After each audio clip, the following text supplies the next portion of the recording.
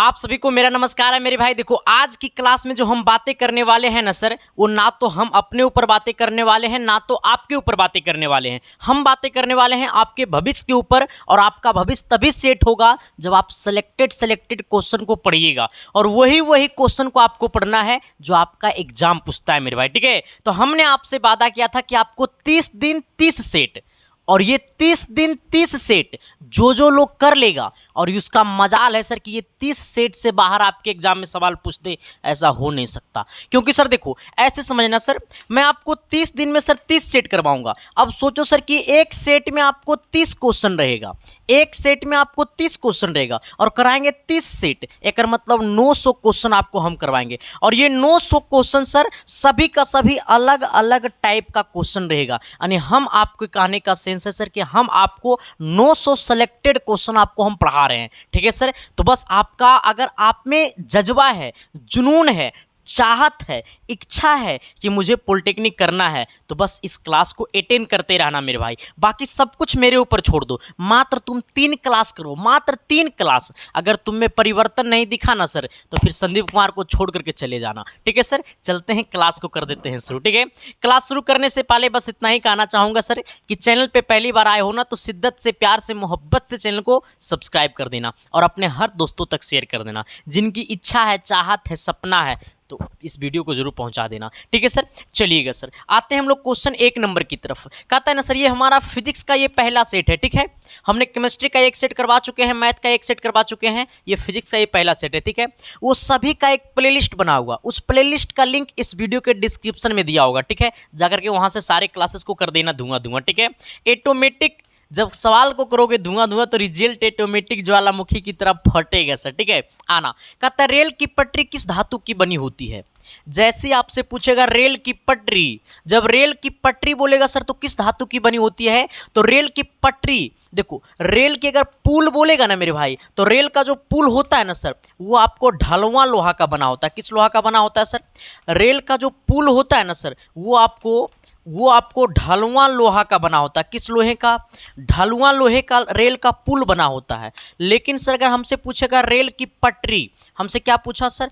पटरी। तो पटरी जब पूछेगा तो आइस्पात मारना। क्या मारना? आइस्पात का। ठीक है, हमने क्या बोला है, रेल का अगर पुल बोलेगा सर, तो रेल का जो पुल होता है वो ढलवे लोहा का होता है। ठीक है, और रेल का जो पटरी होता है वो इस्पात का होता है। हमसे पूछा रेल की पटरी किस धातु की बनी होती है, तो रेल की जो पटरी होती है वो इस्पात की बनी होती है। किसकी बनी होती है? इस्पात की बनी होती है। रेल की पुल किससे बनी होती है, तो रेल की जो पुल बनी होती है वो ढलवा लोहे की बनी होती है। ठीक है सर, चलो आना सवाल नंबर 2 की तरफ। 2 नंबर क्वेश्चन का आता है ना सर कि विरामा की स्थिति से प्रारंभ कर एक वस्तु 2 मीटर प्रति सेकेंड स्क्वायर के त्वरण से गमन कर रही है 5 सेकेंड में। ये 5 सेकेंड है। ठीक है, इसको हटा देना। 5 सेकेंड में तय की गई दूरी क्या होगी? सवाल बोला है कि विरामा की स्थिति से प्रारंभ कर एक वस्तु, मान लो कि कोई वस्तु ए है, मान लो हम वस्तु हैं, हम अभी विरामावस्था में हैं। जब हम विरामावस्था में हैं, इसका मतलब हमारा प्रारंभिक वेग जो होगा वो क्या होगा? 0 होगा। जब कोई वस्तु विरामा अवस्था से गमन करेगा तो प्रारंभिक वेग क्या हो जाएगा? 0। जो कि बोला सर 2 मीटर प्रति सेकेंड स्क्वायर की त्वरण से, ये हमारा 2 मीटर प्रति सेकेंड स्क्वायर जो है सर वो त्वरण है। ठीक है, यानी ए का मान कितना हो गया? 2 मीटर प्रति सेकेंड स्क्वायर। ये 5 सेकेंड है। ठीक है सर, ये कितना है? 5 सेकेंड में तय की गई दूरी क्या होगा? यानी टी का जो मान है वो 5 सेकेंड है, और हमसे पूछा दूरी, और दूरी बोले तो हमसे एस का मान पूछा है मेरे भाई। कितने लोग इस सवाल को बनाओगे? फिजिक्स अपने आप में कहता है कि जब तक तुम हमसे लड़ोगे नहीं तब तक हम तुम्हारे पास जाएंगे नहीं। तो तुम्हारे अंदर लड़े मतलब फैटम फैटी रे ना रे बाबा ना, दिमाग से लड़े के बा, फैटम फैटी ना करे के बा। हाँ आना सर। अब देखो सर, जहाँ पे हमको ए पता है, यू पता है, टी पता है, एक फार्मूला होता है एस बराबर U T plus half A T square. S बराबर होता है U T plus half A T square. ठीक है, एस हमको निकालना है, एस बराबर यू टी, यू का मान 0 हो गया, यानी 0 गुने टी प्लस कितना 1/2, और गुने कितना ए का मान कितना है 2, और गुने टी का मान कितना है 5, तो 5 का स्क्वायर हो जाएगा। 5 का स्क्वायर कर देना, ये 2 से 2 गला खोपचे में सर जी, यानी एस का मान कितना हो गया? 5 का स्क्वायर 25।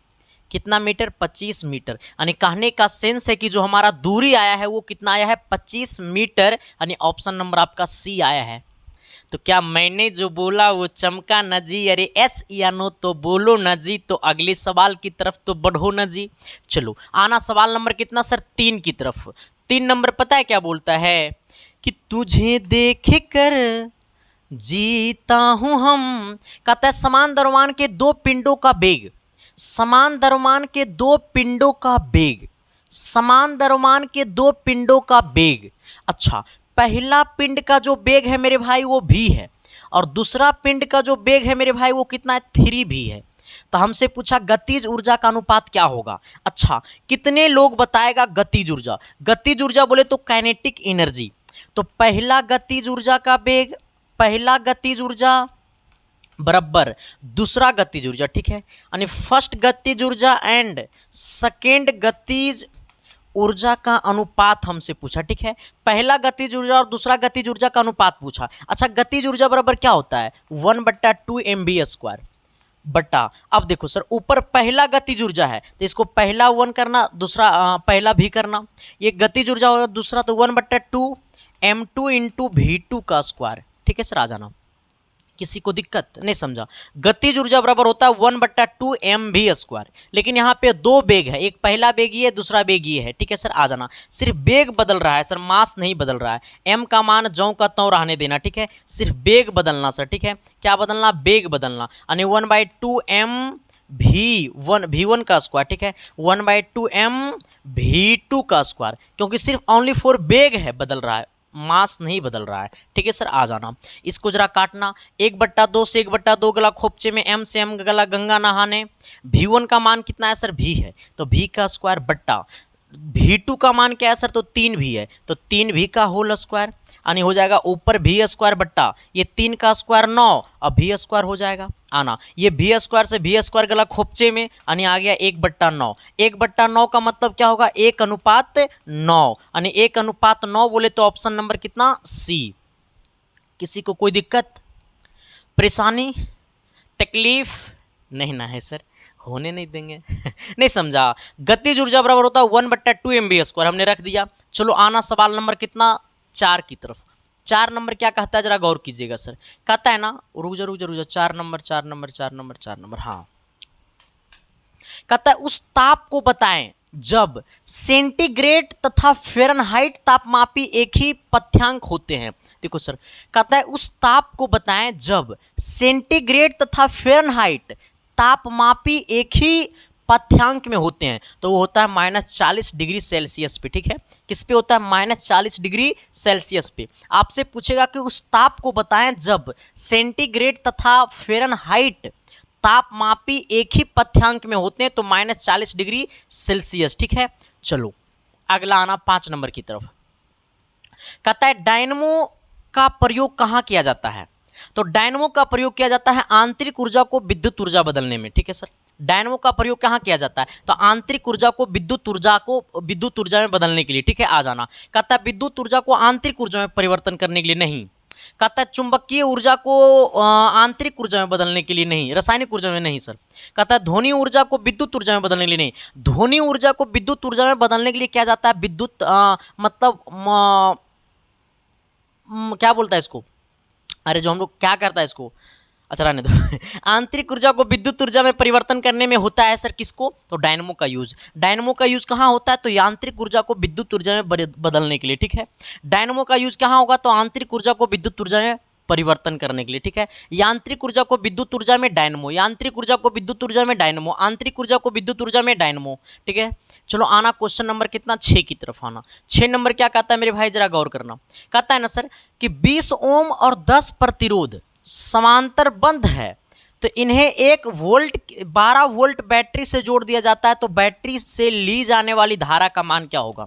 देखो सर, V बराबर कितना हो गया? 12 वोल्ट। 10 प्रतिरोध, 20 ओम के 10 प्रतिरोध समांतर बद्ध है। 20 ओम के 10 प्रतिरोध। अब सोचना, अब मेरे बात को सोचना, 20 ओम के 10 प्रतिरोध, यानी पहला R1 का मान लो कितना है सर, ये 20 है, फिर R2 का मान कितना है 20 है, फिर R3 का मान कितना है 20 है। इसी प्रकार से कितना प्रतिरोध है, इसी प्रकार से ये 10 प्रतिरोध है, यानी R10 का भी मान कितना है 10 है, सॉरी 20 है। ठीक है, आ जाना।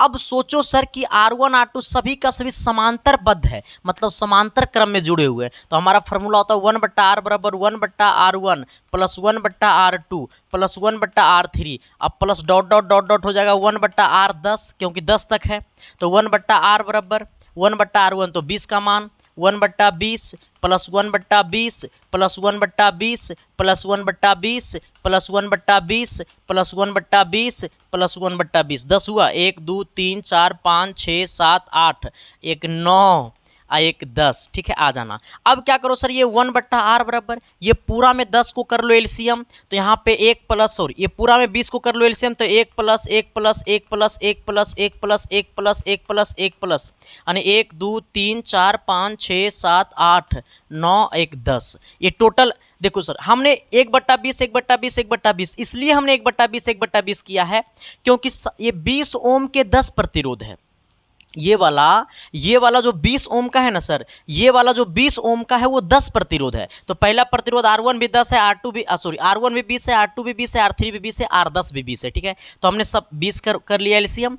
जैसे 20 को एलसीएम किया तो ऊपर कितना हो जाएगा 10, क्योंकि टोटल है कितना प्रतिरोध, तो 10 प्रतिरोध है। यानी ये क्या हो जाएगा, यानी इसको थोड़ा सा सर हम ऐसे लिखते हैं, इधर आ जाओ, यानी 1/R बराबर ऊपर 10 और नीचे 20, इसको काट देना, 2 बार में कट जाएगा। ये R नीचे है चल जाएगा ऊपर, जब R जाएगा ऊपर तो ये 2 भी चल जाएगा ऊपर, तो नीचे में 1 लिखा नहीं जाता, नहीं R बराबर कितना हो गया 2, और V का मान कितना है 12। हमसे क्या पूछा I बराबर क्या होता है V/R, V का मान कितना है 12, R का मान कितना आया है सर 2, यानी 6 दूनी 12, यानी कितना एम्पेयर हो गया 6 एम्पेयर की धारा हो गया। कितना एम्पेयर की धारा हो गया सर 6 एम्पेयर की धारा हो गया, ऑप्शन नंबर बी।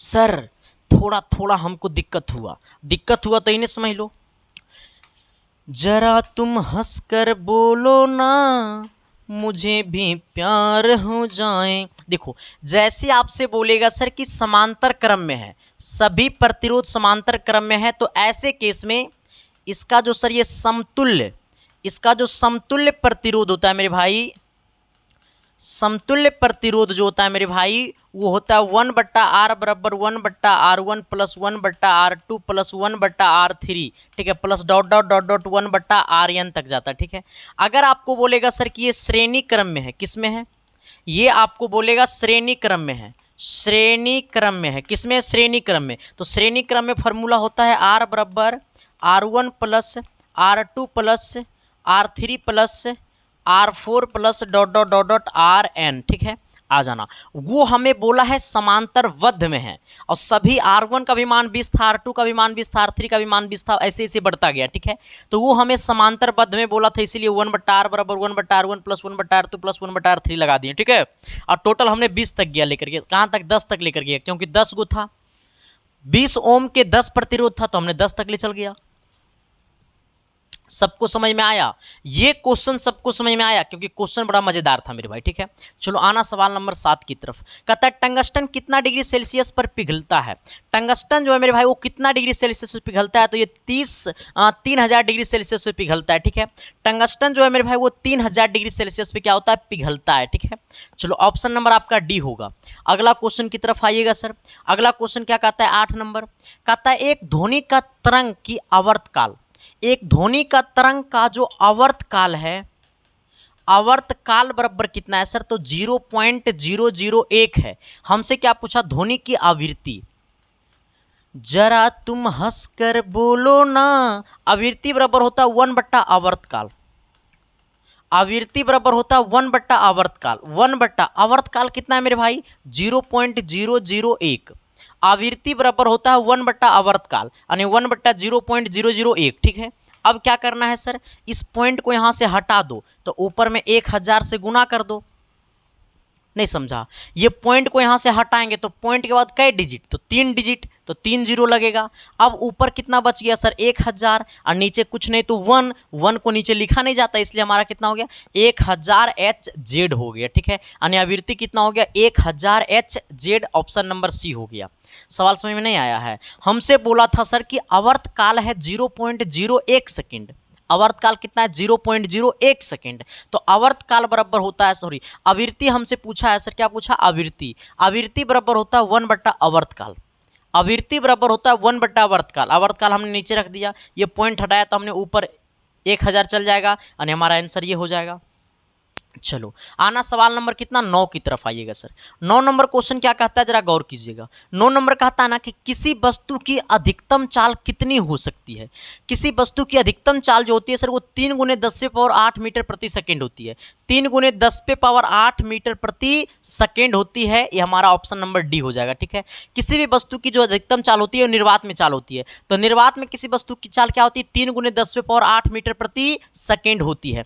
थोड़ी सी सर इस क्लास में हम ज़्यादा बातें ना करेंगे क्योंकि कम टाइम में आपको हम 30 क्वेश्चन को लिपटा देंगे। ठीक है, इस बात को जरा आप समझ लीजिएगा मेरे भाई। ठीक है, और अपने आप को पेशेंस बना करके सर सुबह 10 बजे मेरे साथ जुड़िए और शाम को 6 बजे जुड़िए। हम आपके सर स्वागत में खड़े रहेंगे और आपकी सपना को साकार करने के लिए सर हम अपने आप को कुछ भी करने के लिए तैयार रहेंगे। ठीक है सर। अच्छा एक बात और बता देना चाहता हूं सर, बस मैं आपसे कुछ नहीं मांगता हूं, आप 10 दिन फोकचा मत खाना मेरे भाई। हम आपके लिए कई रातें जग करके हम आपके लिए कुछ करते हैं, वो ऐसे चीज़ करते हैं जिससे आपका सिलेक्शन पक्का हो।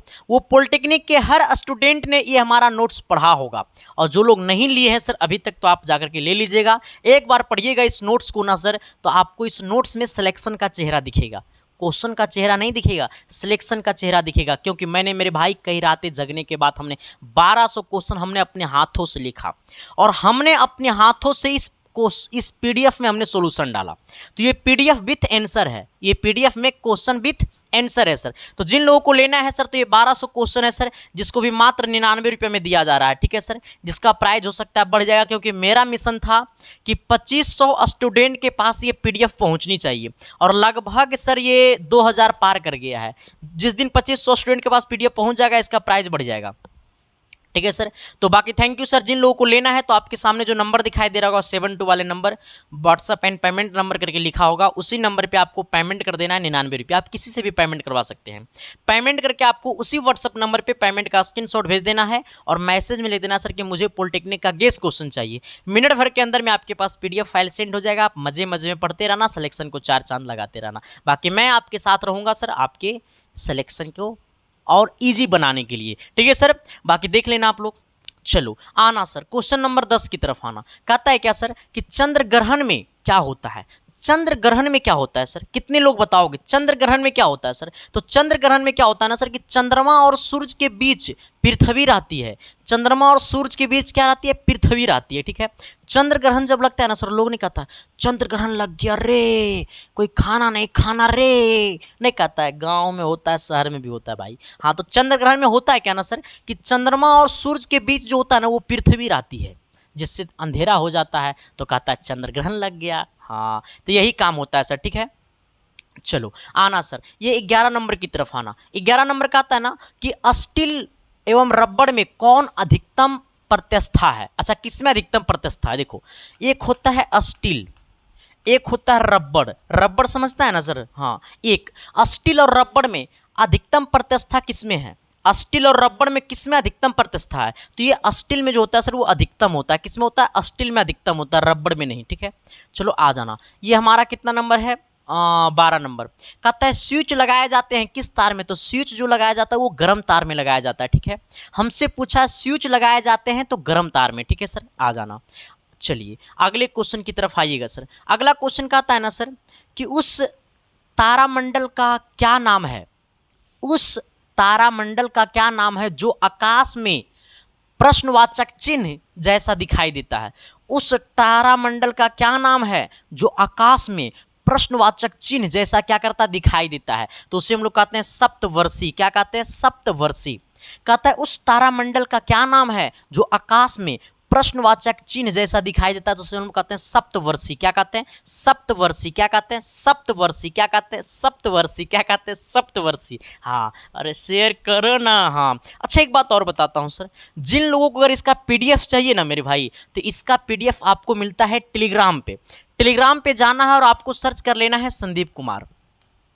जैसे आप टेलीग्राम पे सर्च कीजिएगा संदीप कुमार मेरे भाई, तो मेरा आईडी खुल जाएगा। उसी आईडी को ज्वाइन करना जिस आईडी में लगभग 12,000 से अधिक लोग ज्वाइन होंगे, तो ये पीडीएफ आपको वहाँ मिल जाएगा। ठीक है सर, आ जाना। और इतना से नहीं खुलेगा तो ये सर्च कर लेना @ संदीप। ठीक है, @ संदीप 7295, इतना से मेरा आईडी खुल जाएगा। ये दो में से कोई सर्च कर लेना। ठीक है, जिनके दिल में दर्द है, तकलीफ है, छोड़ दी है, मेरे जैसे सिंगल हो, तो 18420 इस मेरा इंस्टाग्राम आईडी है, इसे जाकर के फॉलो कर लेना। वहाँ भी अपडेट मिलेगा रे बकलूल। चलो सर, आ जाना। अगला तो हमने क्या बोला सर कि प्रश्नवाचक चिन्ह जैसा दिखाई देता है सप्तवर्षी। चलो आना, सवाल नंबर कितना सर? ये आपको 14 की तरफ 14 नंबर क्वेश्चन क्लास 10th में पढ़ने को था। कितने लोग बच्चे हैं जो 14 नंबर का सही और सटीक आंसर दे दिया होगा? कितने लोगों में हिम्मत है, दम है, ताकत है? तो लगा दो जोर, देखते हैं जीतता है बाजी कौन। हेलो, हाँ बोलिए। क्या? हाँ बोलिए ना।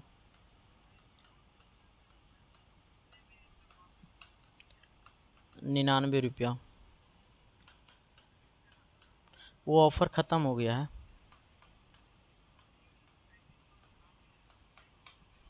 हाँ हाँ जी, ठीक है। यही नंबर पे पेमेंट करके स्क्रीनशॉट भेज दीजिए। हाँ, अरे हाँ बोल तो रहे, अब कैसे बोले आपको?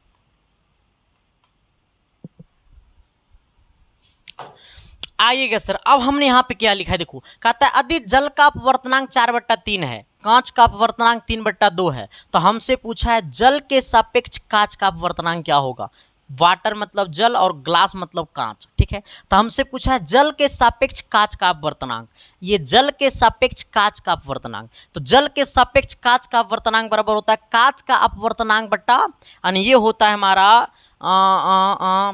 AW बट्टा में सर हमारा हो जाएगा μW, सॉरी ये G है ना, G ऐसे है। ठीक है, छोड़ो ना, ऐसे लिखो ना, डायरेक्ट आ जाना। ऐसे लिखना, कांच का अपवर्तनांक 3/2 बट्टा में जल का अपवर्तनांक 4/3। ये नीचे वाले को ऊपर वाले से गुना कर दो, इसको इसके साथ गुना कर दो, 3 3 9, 9/8 हो जाएगा। नहीं, आंसर कितना हो जाएगा? 9/8। ऑप्शन नंबर आपका ए हो जाएगा। हमने क्या बोला है कि जल का अपवर्तनांक 4/3 है, कांच का अपवर्तनांक 3/2 है। हमसे पूछा जल के सापेक्ष, जिसके सापेक्ष पूछे उसको बटा में रखना।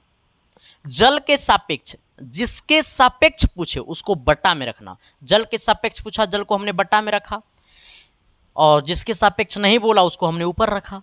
ठीक है, क्वेश्चन बनाने का कॉन्सेप्ट हमारा तरीका ये है मेरे भाई। आना अगले कॉन्सेप्ट की तरफ आना सर, अगले क्वेश्चन की तरफ आना। क्वेश्चन नंबर 15 कहता है ना मेरे भाई क्या कि 1 ग्राम कोयला के जलने से निर्मयुक्त ऊर्जा की मात्रा होती है कितना? 1 ग्राम कोयला के जलने से निर्मयुक्त ऊर्जा की मात्रा जो होती है सर मेरे भाई, वो 350 जूल होता है। कितना जूल होता है सर? ये 350 जूल होता है सर। ठीक है, इस बात को जरा अपने दिल में रखना सर, कितना? 350 जूल होता है। ठीक है सर, चलो अगले क्वेश्चन की तरफ आना। अगला क्वेश्चन नंबर कितना होगा? 16, कि बचपन का प्यार मेरा भूल नहीं जाना रे। चलो आना, कहता है ना सर, सौर मंडल में सूर्य के निकटतम ग्रह कौन सा है? सौर मंडल में सूर्य का निकटतम ग्रह कौन सा है? तो सौर मंडल में सूर्य का जो निकटतम ग्रह है मेरे भाई, वो आपको क्या है सर? वो आपको क्या है मेरे भाई? वो आपको क्या है मेरे भाई? आपको वो है बुध। ठीक है, चलो आ जाना। सवाल नंबर कितना होगा? सवाल नंबर आपका 17। कहता है 1 ओम और 2 ओम और 3 ओम के प्रतिरोध को समांतर क्रम में जोड़ने पर प्रभावी समतुल्य प्रतिरोध क्या होगा? देखो, पहला आपका है 1 ओम। ठीक है सर, आ जाना। दूसरा आपका है सर R2 का मान क्या है मेरे भाई? R2 का मान है 2 ओम। R3 का मान क्या है मेरे भाई? 3 ओम, ये तीनों को समांतर क्रम में जोड़ा गया। जब समांतर क्रम में जोड़ा गया तो समतुल्य प्रतिरोध क्या होगा, जब समांतर क्रम में जोड़ा जाएगा तो R1 अब प्लस R2 कर देंगे, अब प्लस R3 कर देंगे। R1 का मान 1 होगा, R2 का मान 2 होगा, R3 का मान 3 होगा। 3 और 3 कितना हो जाएगा, 6 ओम हो जाएगा।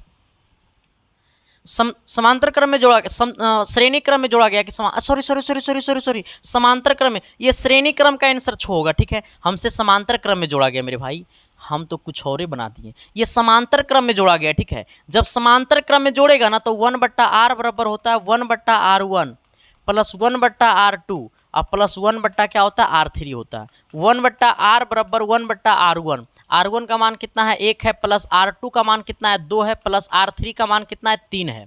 अब आना, अब 1/r बराबर इसमें क्या करना, 3 को कर लो एलसीएम। जैसे 3 को करेंगे एलसीएम सर तो यहाँ पे होगा कितना, 1 को सॉरी 3 दूनी ने 6 होगा एलसीएम। यहाँ पे 3 और 2 में 3 2 1 में 6 होगा एलसीएम। 1 को कितना बार पढ़ेंगे कि 6 आएगा, तो 6 बार पढ़ेंगे। 6 को 1 के साथ गुना कर दो तो 6 होगा, प्लस 2 को कितना बार गुना करेंगे पढ़ेंगे कि 6 आएगा, तो 3 बार पढ़ेंगे। 3 को 1 के साथ गुना कर दो तो 3 हो जाएगा। 3 को कितना बार पढ़ेंगे कि 6 आएगा, तो 2 बार पढ़ेंगे। फिर 2 को 1 के साथ गुना कर दो 2 हो जाएगा। 3 और 2 5, 6 5 11, 11 बट्टा कितना 6, यानी हमारा R का जो मान आएगा वो 6 बट्टा कितना 11 आ जाएगा।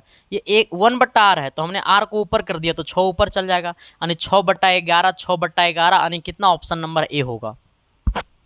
किसी को कोई दिक्कत परेशानी तकलीफ नहीं ना है, जिंदा हो ना जी दिक्कत नहीं ना है, हम न है ना जिंदा, तो टेंशन काहे को लेना है। चलो आना सर, किसी को परेशानी नहीं ना हुआ है। अगर समांतर क्रम बोलता तो आंसर 6 होता, सॉरी श्रेणी क्रम बोलता तो आंसर 6 होता।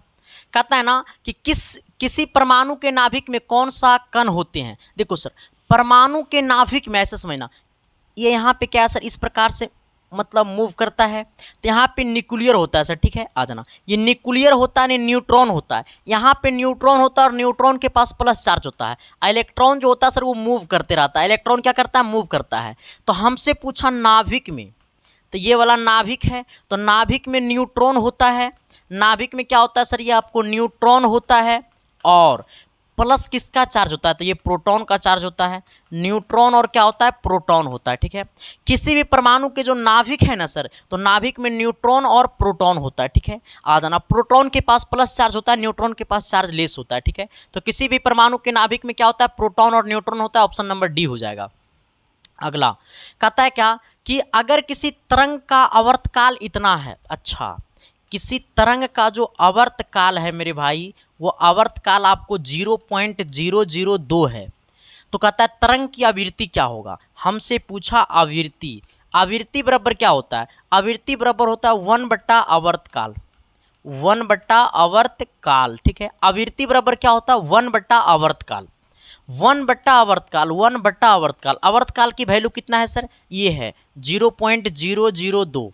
हमने क्या बोला है, आवृत्ति बराबर होता है 1/आवर्तकाल, आवृत्ति बराबर होता है 1/आवर्तकाल। आवर्तकाल का ये वैल्यू है, आ जाना, हमने रख दिया। ये पॉइंट को हटा देना, जैसे पॉइंट को हटाएंगे सर तो पॉइंट के बाद कई गो अंक है, तो 3 अंक है, तो यहाँ पे सर 1 के बाद यानी 1000 से गुना कर देंगे। चलो आ जाना, यानी ऊपर हो गया 1000, नीचे में क्या सिर्फ ओनली फॉर ये 2 बचा, 2 से काटेंगे ये 500 बार में कटेगा, यानी ये हो गया हमारा 500 HZ। सबको समझ में आया, कितना HZ, 500 HZ, यानी ऑप्शन नंबर बी हो गया। सबको समझ में आया, फिजिक्स सभी के दिल तक गया कि नहीं गया। आज के बाद आपको फिजिक्स से डरना है, नहीं डरना है सर, फिजिक्स से लड़ना है।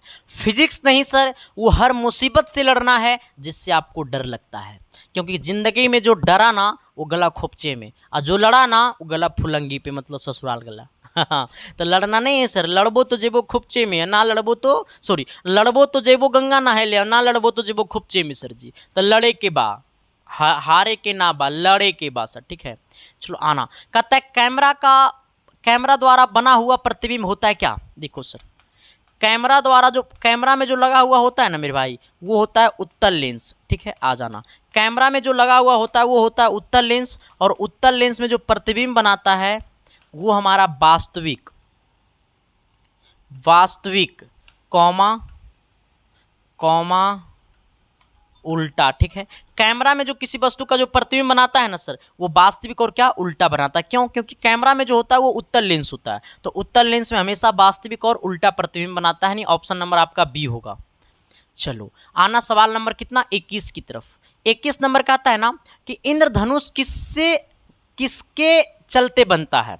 इंद्रधनुष, हम लोग का जो इंद्रधनुष है मेरे भाई, इंद्रधनुष ऊपर में दे दिए तो इंद्रधनुष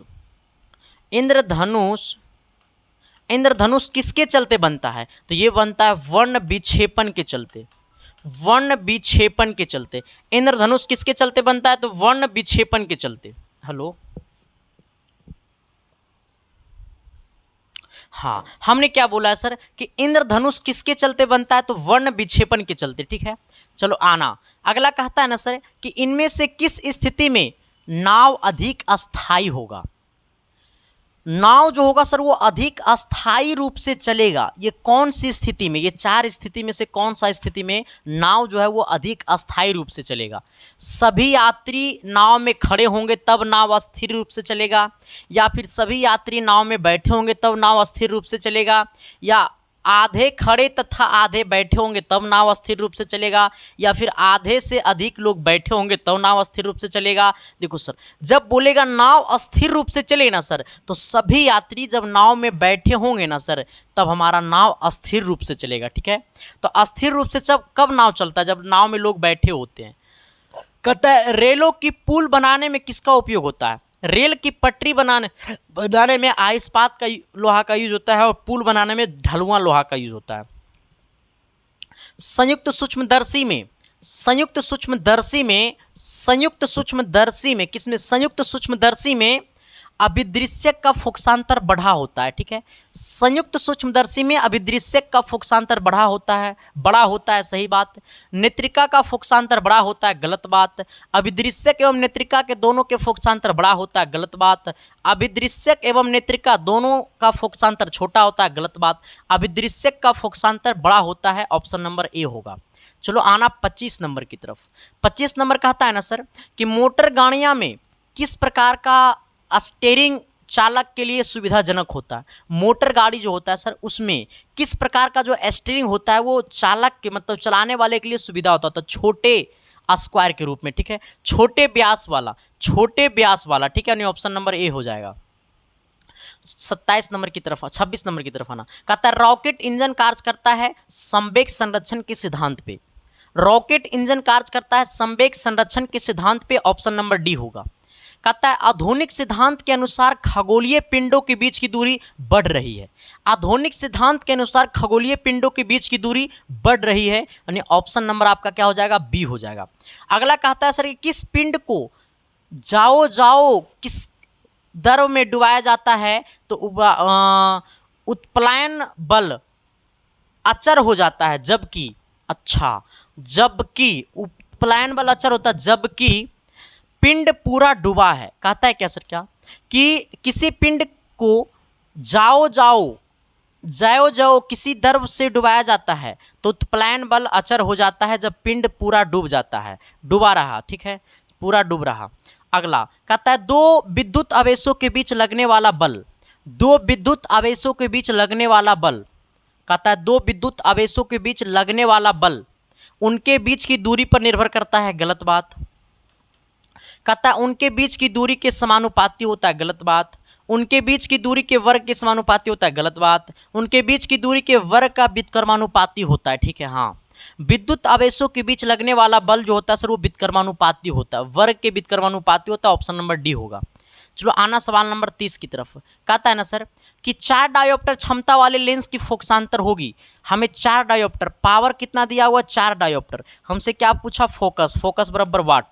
फॉर्मूला होता है P बराबर 1/f, f इधर आएगा, जो ये f हमेशा मीटर में होनी चाहिए, ये f इधर आएगा तो हो जाएगा 1/p, ये p नीचे आ जाएगा। 1/p का मान 4 है, यानी कहने का सेंस है सर कि फोकस जो हो गया वो 1/4 मीटर हो गया। फोकस 1/4 मीटर और 1/4 मीटर फोकस आ गया, लेकिन सबका सब आंसर जो है सर वो सेंटीमीटर में दिया हुआ, कुछ मीटर में है कुछ सेंटीमीटर में है। अच्छा 1/4 मीटर, यहाँ पे 4 मीटर है, ये 4 सेंटीमीटर है। अब इसको क्या बदल दो सेंटीमीटर में, तो 1/4 को सेंटीमीटर में बदलेंगे तो 100 से गुना कर देंगे तो सेंटीमीटर में बदल जाएगा। 25 चौका 100, यानी कहने का सेंस है ये 25 सेंटीमीटर हो जाएगा, जो कि सर ऑप्शन नंबर आपका डी है। किसी को कोई दिक्कत परेशानी तकलीफ नहीं ना है सर। आप बताना सर कि ये क्लास आप सभी को कैसा लगा। क्लास अच्छा लगा ना मेरे भाई तो कमेंट करके बता देना सर। बाकी फिर मिलते हैं आप सबके बीच हम अगली क्लासेस में, तब तक के लिए बाय। देखते रहना इसके साइंस क्लासेस। क्लास कैसा लगा कमेंट करके बता देना सर। बाकी चैनल पे पहली बार आए हो तो शिद्दत से प्यार से मोहब्बत से सब्सक्राइब कर देना। बाकी अपने अपने दोस्तों को फैला देना। थैंक यू, लव यू मेरे भाई।